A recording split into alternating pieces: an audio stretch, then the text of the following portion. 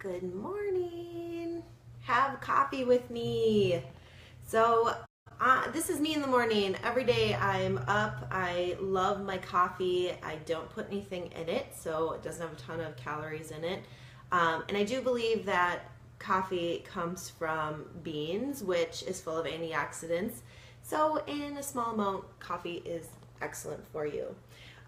So join me every day now. I kind of want to do this segment called Have Coffee with Me, and we're going to talk a little bit about the real stuff in life, how to get a little deeper to go for fat loss, and how to really make it happen for you in your life, and figure out maybe what's holding you back. So I learned a lot about myself that I am pretty intellectual. That's just the way I think. And so when you're an intellectual, you're looking to research, and if something makes sense to me, then I have no problem following it. So that means the emotional side of things sometimes gets lost for me. And so that's where, with working with clients, I've gotten a little skewed, and even myself too. I can come off, I think, as very surfacey, or I come off as quiet or fake to people, because I don't know how to talk completely surface in a normal way, if that makes sense. So I'm already like looking a little deeper and thinking a little deeper, and then like, okay, why don't we just execute this? So for instance, weekend eating, that's what I really want to hit on. Is I'm posting a little later about how you can really derail yourself on the weekends. And so we eat healthy all through the week. And so raise your hand if this is you. This has been me for years, where I am, diligent through the week. I have a work schedule, I have a family schedule. The food just seems to soulfully come out in an organized fashion for me during the week, and I eat more and I eat healthy.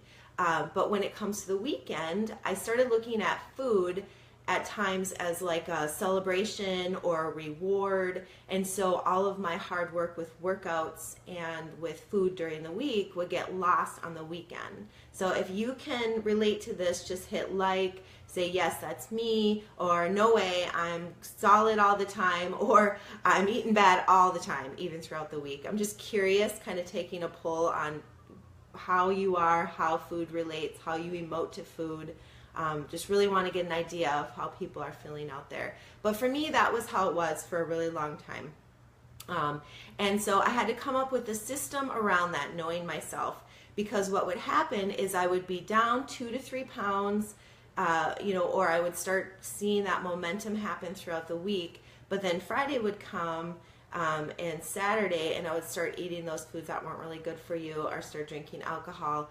And it would basically go Friday, Saturday, Sunday. And then I would get back to Monday, and I would actually dread my Monday, because I knew I had to rein everything in, and I couldn't have the rewarding foods. And that's the way I looked at it emotionally, that these foods that were bad for you were rewarding me.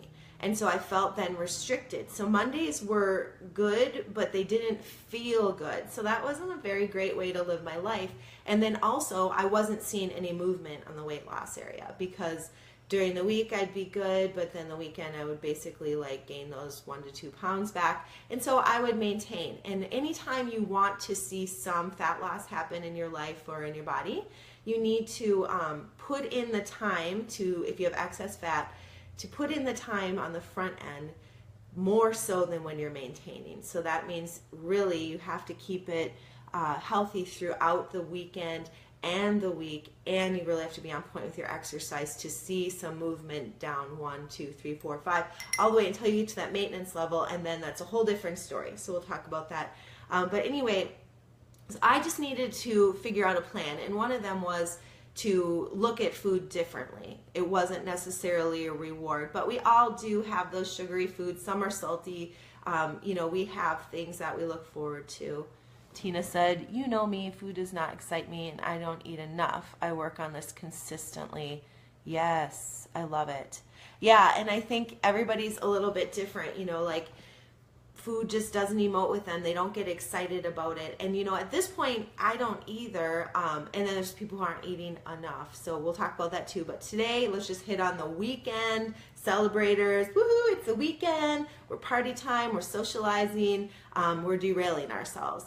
And so I had to look at it differently. And so one of those ways I did that was I would give myself 3 weekends in a row where I would rein it in. So that might mean when I socialize, I have 1 to 2 glasses of wine.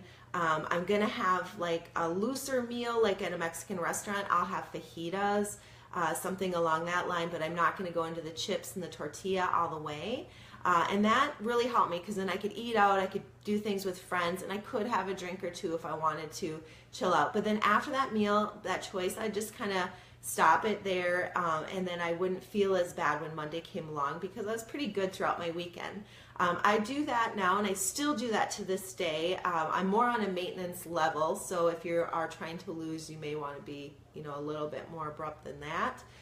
But really then the 3rd weekend or 1 weekend a month, I let myself have pizza, I let myself have hamburgers with the bun, whatever it is, and then I'll also let myself have a few more drinks so that I can, get my drink on because I do like that. And not quite a few people I talk to do, and I know like it's kind of like a closing door when someone's going to say, yeah, in order for you to see results, you're not going to be able to eat these foods, you can't drink alcohol. I've had a lot of people like basically like in my sales office like start to kind of run out the door when I say that. So I'm like, yeah, no, that's just not true. Like you can have some, but you got to, kind of come up with a plan. How are you going to, get those results and still enjoy your life? Because it's a journey, right? Like we're all going to go through these times where we're, going hard, we're seeing weight loss for a time, and then we might plateau, and then we might start back up again, and that's okay. But you got to figure out a way that you can live with it, okay? Because it can't just be like a 6-week, I've talked to this a lot, mindset with people about gritting your teeth and just saying, okay, I'm going to follow this plan for 6 months or 6 weeks or whatever. I hate it, but I'm going to do it. It goes against everything in my being. That just is not going to be long-term for anybody. And so how is that going to impact your health? It isn't. And so that's why I preach so much about gaining muscle, and enjoying your workouts, finding things that you enjoy and you like. If you don't like anything, there's a way around that. Get extra accountability. But with the food thing, definitely find something that you feel like you can eat the foods that you want, but it's not something that you're gritting your teeth and doing week after week, because you are going to stick with it for life that way, and I guarantee you'll start to look at it differently too. And if you consider it a choice, so we talked about this weekend about if I was to say to you, like, do not think about how fat you are. Do not think about how fat you are. Don't think about how fat you are. Yeah, you're not fat. What are you going to think about, like right now? How fat you are.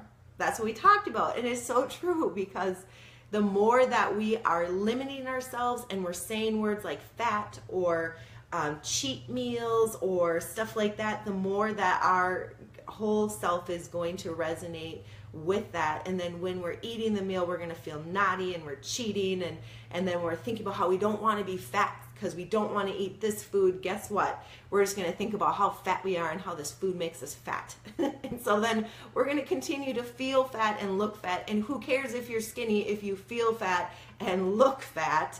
Who gives a crap, right? Because that sucks. I mean, I've lost weight before and I felt not confident in myself and not free, and I felt fat and it was no fun, and then I had to look to others for compliments to fuel myself for 5 seconds, because others complimenting you will do about this much good, or pleasing someone else. It's just a very low amount of energy you're going to get from that. But when you start to live a life that you feel proud of, and you start to feel confident, and you start to think about how strong and how sexy your body is and how much work you've put in, that's a game changer there. Like, then you start thinking about that, and then your choices start to feel and funnel into it. And so first things first is, analyze those thoughts, but also come up with a plan that's going to insulate around your lifestyle.